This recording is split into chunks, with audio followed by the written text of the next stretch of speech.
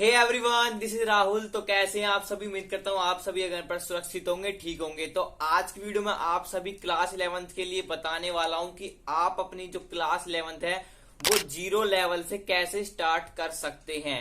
इस वीडियो में आपको बताऊंगा कि आप अपनी जो क्लास 11th की फिजिक्स है वो हाफ ईयरली एग्जाम के लिए कैसे अच्छे से तैयार कर सकते हो और अच्छा स्कोर भी कर सकते हो। तो अगर आपने बिल्कुल भी नहीं पढ़ा है, अगर थोड़ा बहुत भी पढ़ा है, तो आप इस वीडियो को एंड तक जरूर देखना। इस वीडियो में आपको वो सभी इंपॉर्टेंट टॉपिक बताऊंगा जो आपके हाफ ईयरली एग्जाम में काफी इंपॉर्टेंट हैं। अगर आप इन टॉपिक्स को करके जाते हो तो भाई आप वाकई में अपने क्लास 11th के हाफ ईयरली एग्जाम में अच्छा स्कोर कर लोगे। तो आइए देखते हैं वो कौन से इंपॉर्टेंट टॉपिक्स हैं जो आपको हर हालत में करके ही जाने हैं। तो दोस्तों, आपको ये जो स्ट्रक्चर दिखाई दे रहा है पूरा कोर्स का, ये आपका लेटेस्ट सिलेबस के अकॉर्डिंग है। जो आपको टोटल यूनिट करनी है वो 10 यूनिट है। तो ये 10 यूनिट में से आपको सिर्फ हाफ ईयरली एग्जाम के लिए 5 यूनिट कवर करनी है। इन 5 यूनिट में वो कौन से इंपॉर्टेंट टॉपिक हैं जो आपके हाफ ईयरली एग्जाम में आने वाले हैं, वो इस वीडियो में आपको बताने वाला हूं। तो दोस्तों, आपको 5 यूनिट आपके हाफ ईयरली एग्जाम में आनी है। हो सकता है जो 5th यूनिट आपको दिखाई दे रही है, motion of system of particle and rigid body, ये काफी बड़ी यूनिट है। तो कुछ स्कूलों में इस यूनिट को हटाकर जो आपकी 6th यूनिट है वो ग्रेविटेशन इंक्लूड कर दी गई है। तो चलिए आइए देखते हैं आपको कौन से इंपॉर्टेंट टॉपिक है जो आपको हर हालत में करके जाने हैं क्लास 11 के फिजिक्स के एग्जाम के लिए। अगर आपने भाई अभी तक कुछ भी नहीं पढ़ा है ना, तो ये टॉपिक तो अच्छे से कर ही लेना, क्योंकि आप आराम से इन टॉपिक को करके पास हो जाओगे। और अगर आपने थोड़ा बहुत कर रखा है तो आप अच्छा भी स्कोर कर सकते हो। तो नंबर 1 पर जो आपका चैप्टर आता है वो है भाई आपका यूनिट नंबर 1 का फिजिकल वर्ल्ड एंड मेजरमेंट। देखो, अगर आप एनसीईआरटी के हिसाब से देखोगे तो आपको चैप्टर का नाम दिखाई देगा यूनिट चैप्टर, जैसे चैप्टर 2 डल रहा है इस पे। अगर आपके पास कोई रेफरेंस बुक है जैसे कि प्रदीप हो गई, ऐसे लड़ोरा हो गई, तो उसमें आपको यूनिट का नाम भी दिखाई देगा। तो आइए अगर आपको नहीं पता है तो भाई आपके पास जो भी बुक है आप ओपन करके बैठ जाओ, जो जो टॉपिक मैं इसमें बता रहा हूँ वो टिक मार्क कर लेना। अगर आपके पास एनसीईआरटी है तो चैप्टर नंबर देख लेना, और अगर आपके पास रेफरेंस बुक है तो यूनिट नंबर देख लेना। तो चैप्टर नंबर 2 है आपका यूनिट एंड मेजरमेंट। इसमें जो आपको सिंपल करना है, significant figure and dimension of physical quantities. ये सिर्फ 2 टॉपिक करने हैं आपको। अगर इन 2 टॉपिक को आप कर लेते हो ये चैप्टर आपका कंप्लीट हो जाएगा। ये भाई मैं एकदम गोल्डन इंपॉर्टेंट टॉपिक्स बता रहा हूँ, ये गारंटीड टॉपिक्स हैं जो हर साल क्लास 11th के हाफ ईयरली एग्जाम में और फाइनल एग्जाम में भी पूछे जाते हैं। तो देख लेना, आप ये टॉपिक अच्छे से कर लेना। इतना ही करना है इस चैप्टर में। अब नेक्स्ट चैप्टर है आपका सेकंड यूनिट का काइनामेटिक्स। इसमें आपके 2 चैप्टर हैं। चैप्टर नंबर 3 है motion in a straight line. इसमें जो आपको करना है basic elementary concept of differentiation and integration. देखो, इसके लिए आपको सिंपल इंटीग्रेशन और डिफरेंशिएशन आना चाहिए। ये मैथमेटिक्स का पार्ट है। कोई भी एक शॉर्ट वीडियो आप देख सकते हो बेसिक इंटीग्रेशन एंड डिफरेंशिएशन की, यूट्यूब पर लेक्चर आप 40 से 45 मिनट के देखने हैं। आपको सिंपल फॉर्मूले बता देगा जो इसमें यूज होने वाले हैं आपकी फिजिक्स में। तो आपके ये भी कंप्लीट हो जाएगा। उसके बाद आपको इसमें करना है velocity time and position time graph. इस चैप्टर से आपको 2 ग्राफ गारंटीड देखने को मिलेंगे, क्योंकि भाई ये चैप्टर ग्राफ के लिए ही जाना जाता है। अगर इस चैप्टर से आपने ग्राफ समझ लिए तो आप समझ लेना ये चैप्टर आपका कंप्लीट हो गया।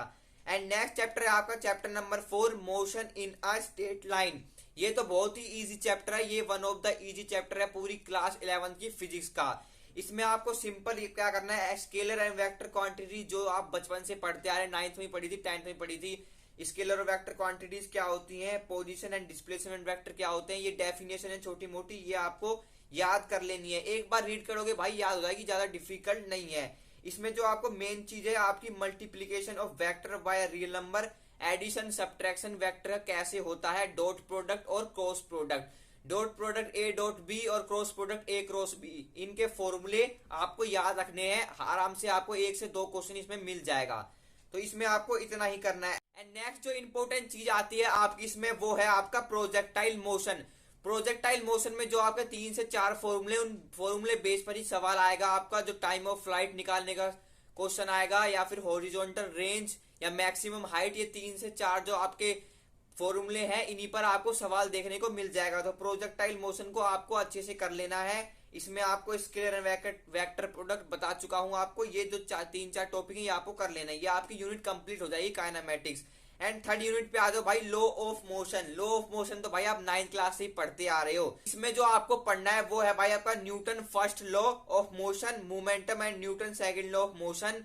इसमें तो भाई आपको क्या बताऊं, सारा इंपॉर्टेंट है, क्योंकि ये भाई मैकेनिक्स की जान है। ये चैप्टर आपको नया कंसेप्ट दिलाता है, इसको अच्छे से रिवाइज कर लेना, क्योंकि इसके काफी क्वेश्चन कंपटीशन एग्जाम में भी आते हैं और आपको हेल्प करेंगे आपके फाइनल एग्जाम में। तो इस चैप्टर को आप कंप्लीटली पूरा कर लेना, इसमें कोई भी टॉपिक मिस मत करना। तो अब आ जाते हैं आपकी फोर्थ यूनिट है आपकी वर्क एनर्जी एंड पावर। इसमें आपको क्या पढ़ना है, work done bye constant force कैसे निकालते हैं। सिंपल फॉर्मूला है वर्क डन का, फोर्स इनटू डिस्प्लेसमेंट। ये कांस्टेंट फोर्स के लिए है। अगर आपको वेरिएबल फोर्स दे रखी है तो भाई आपको इंटीग्रेशन करना पड़ेगा, वो आप थर्ड चैप्टर में सीख चुके हो। W is equal to integral F dot D X, ये आपका सिंपल फॉर्मूला होता है इंटीग्रेशन का।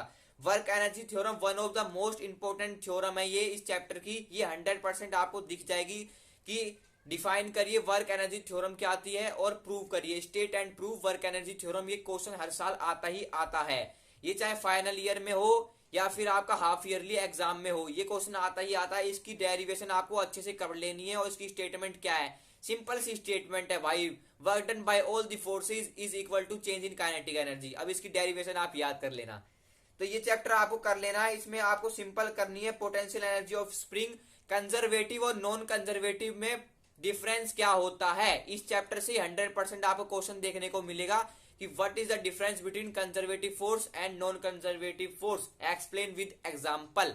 ये क्वेश्चन आपका 100% आपको देखने को मिलेगा, तो आपको ये जरूर कर लेने हैं। इलास्टिक एंड इलास्टिक कोलिजन क्या होता है, इलास्टिक में भाई हेड ऑन कोलिजन और 2 डायमेंशन कोलिजन, इलास्टिक में काइनेटिक एनर्जी लॉस होती है और इलास्टिक में काइनेटिक एनर्जी कंजर्व रहती है, और मोमेंटम और क्या होते हैं ये सब आपको पढ़ लेने हैं।